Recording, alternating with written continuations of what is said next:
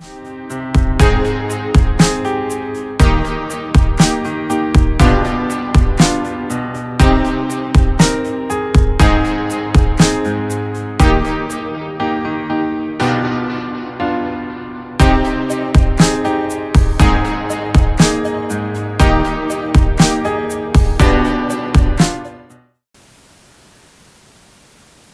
morning and welcome to the Mount Gilead Daily Devotion. It's April 2nd, 2021. My name is Mike Bridgewater and I'm the Operations Director here at the church building. And if you've been following along from home, you know that we are working our way through the letter to the Hebrews here on Friday mornings.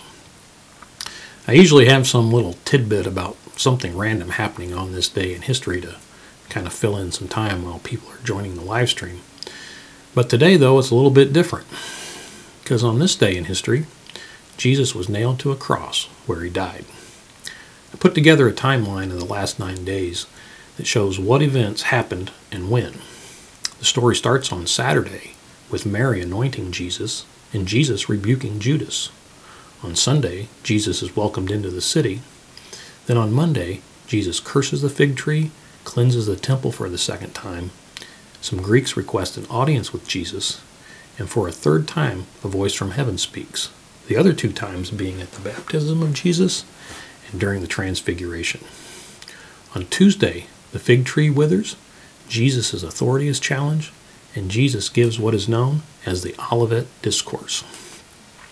Judas also makes his deal with the chief priests and agrees to betray Jesus to them for the price of a slave, 30 pieces of silver. Most of the more well-known events take place on Thursday and Friday. The Last Supper, the teaching in the upper room, the events in the Garden of Gethsemane, the questioning by the chief priests and Pilate, the trial, the flogging, the crucifixion, and the death and burial of Jesus. Which brings us to today, Good Friday, the day Jesus died on the cross. Why is it called good? From what I could gather from searching the interweb, that in the olden days, the word good had the same meaning as holy. So it was the same as saying Holy Friday, which kind of makes sense to me, more than when I hear the word good.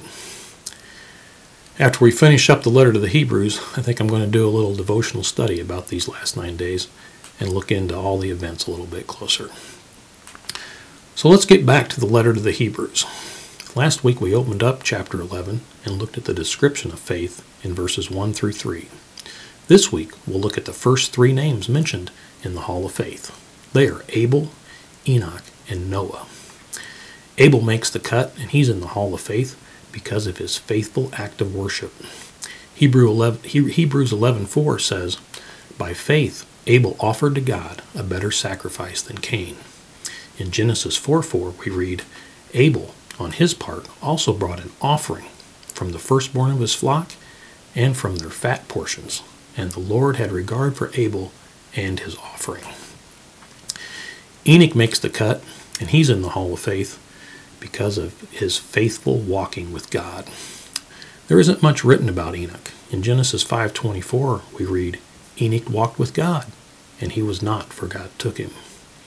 Hebrews 11 goes on to say in verses 5 and 6, "By faith Enoch was taken up so that he would not see death, and he was not found because God took him up. For before he was taken up, he was attested to have been pleasing to God."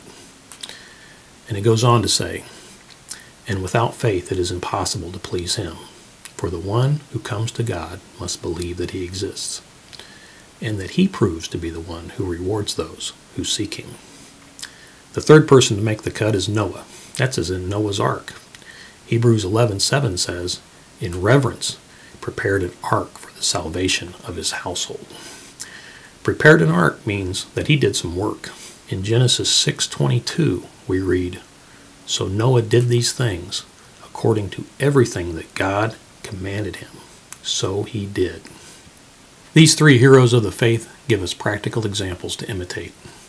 1. Faithful worship.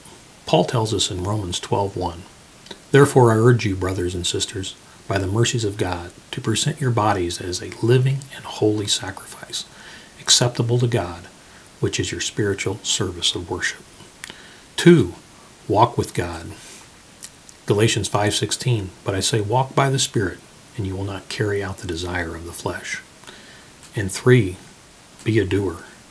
James 1:22 says, but prove yourselves doers of the word and not just hearers who deceive themselves. Jeff is going to share some good news this Sunday, so invite your friends and neighbors and come join with us either at 9 or 10:30. I'll close with Hebrews 10:23 through 25. Let's hold firmly to the confession of our hope without wavering, for he who promised is faithful. And let's consider how to encourage one another in love and good deeds, not abandoning our own meeting together, as is the habit of some people, but encouraging one another, and all the more as you see the day drawing near. Have a great rest of your Friday, and I hope to see you here on Sunday morning. It's supposed to be a beautiful, warm summer day. Bye-bye.